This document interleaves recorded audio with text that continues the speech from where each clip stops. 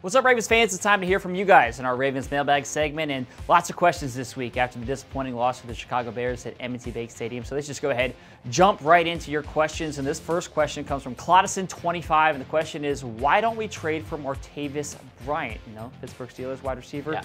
It would give the Ravens an explosive wide receiver to help out Mike Wallace. Well, I don't think the Ravens are going to make this trade for a couple of reasons. A, I don't think the Steelers are going to trade one of their better wide receivers to the Ravens, even if he does request that trade and makes it official and they do end up dealing him. I don't think they're sending him to the rivals.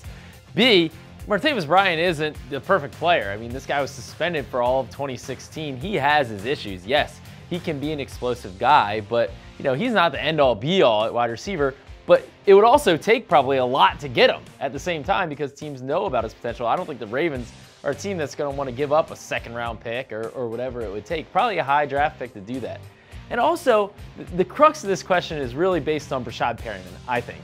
Because Brashad Perryman is a speed option opposite of Mike Wallace. Now, we've all seen Brashad has had his struggles this year. He had the drop that got picked off.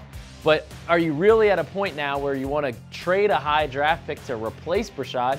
Or you have enough investment or so much investment in Brashad with the first-round pick that you have to give him a little bit more time and hope that he turns things around, which I think that's the position the Ravens are in right now. All right, the next question deals with the offense again. This one comes from Philip Allen, and the question is, what happened to we're going to surround Joe Flacco with the tools that he needs to succeed? Obviously, that was the mantra throughout the entire offseason. Well, I'd say this. The performance of the offense obviously hasn't been there. The Ravens aren't performing at the kind of level offensively that they know that they have to play at in order to be a playoff team and to be really successful. But in terms of surrounding Joe with the tools, I think that they did do that. They obviously brought back Mike Wallace. That was an expensive move. They went out and they signed Jeremy Maclin, who at the time was, everyone looked at, that was a great addition. That was one of the, top free agent wide receivers. Top free agent wide receivers to hit the market this year. You go and get Danny Woodhead, a running back who was picked up on the first day of free agency, was an expensive acquisition there. They spent a first-round draft pick on Brashad Perryman. They drafted a first-rounder, Ronnie Stanley, at left tackle last year. So they've made a lot of moves.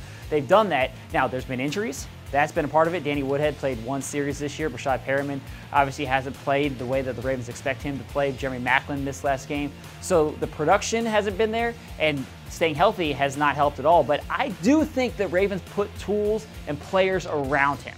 And let's also be honest. Everybody loved all the additions on defense this offseason. I mean, everybody was like, yeah, we're getting back to that 2000 defense. We're all excited about that. You can't have it both ways, right? Yeah. You can't you can't draft all offensive players and then expect to have the best defense in the league, which the Ravens don't have right now. But it's 2020 hindsight. You know, everybody was so excited about the strategy of beefing up the defense, relying on the run game.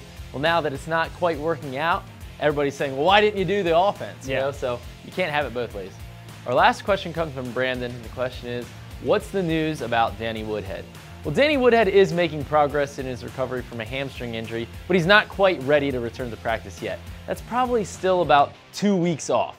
Danny isn't even eligible to play until the Green Bay Packers game, which comes after the bye. So it's probably going to be a case where he practices for probably 2 weeks, gets that hamstring right, and then we hope to see him out there as soon as possible for the Packers game, because I think once he returns to the field, that is going to make a big difference for this offense in terms of just moving the chains. The Ravens just aren't getting enough first downs. So obviously the Ravens want to get him back on the field, and I do think, I agree with you, he can make a big difference for this offense. You saw that the first series of the season where he caught 3 passes, all for first down. So the sooner he can get back, that's good things for this offense. So that does it for us this week in Ravens Mailbag. But as always, we'd love to hear from you guys. So send in your questions every single week on social media using that hashtag Ravens Mailbag. Thanks for watching, everyone, and have a great rest of your day.